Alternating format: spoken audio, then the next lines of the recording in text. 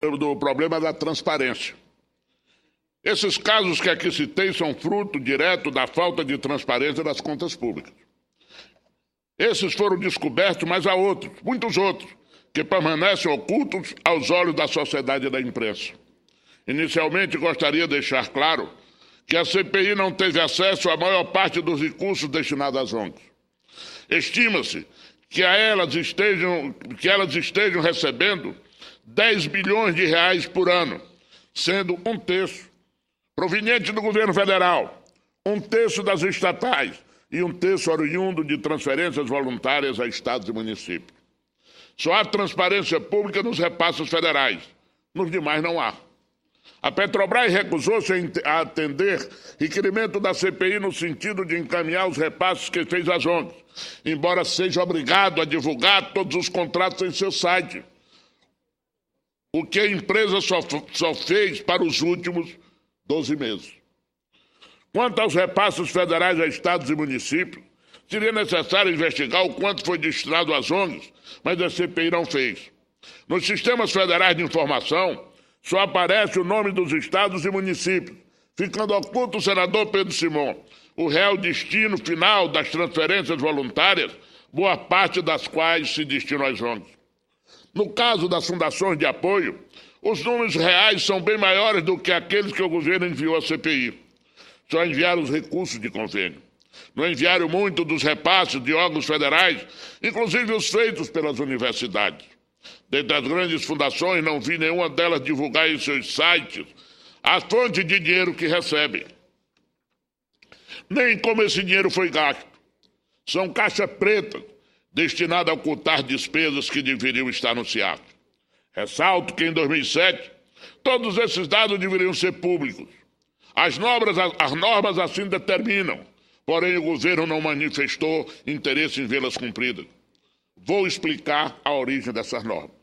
Em 2006, a CPI das ambulâncias e o TCU recomendaram ao governo que criasse o portal dos convênios. O objetivo mais importante era dar acesso público à sociedade, pela internet, online, de todas as despesas realizadas com recursos federais destinados a ONGs de estados e municípios.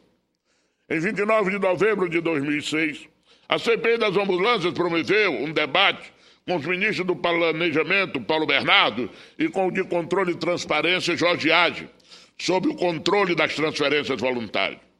Eu estava presente e ouvi o ministro Paulo Bernardo enumerar os principais problemas e propor como solução a criação do portal dos convênios.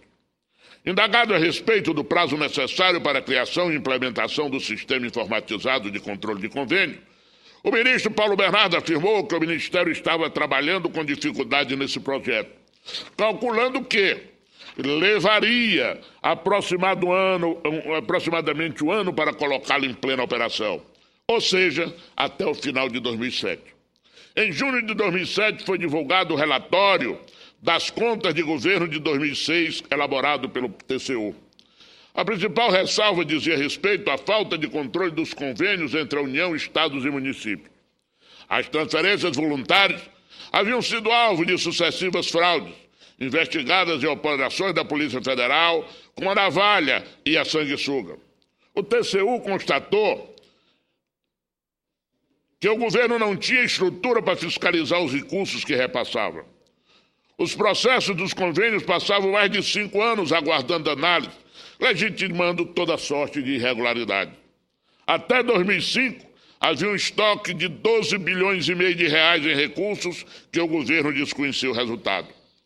Na ocasião, o ministro relator das contas do governo, o Biratã Aguiar, chegou a sugerir a medida de extrema suspensão dos repasses federais por falta de fiscalização das transparências.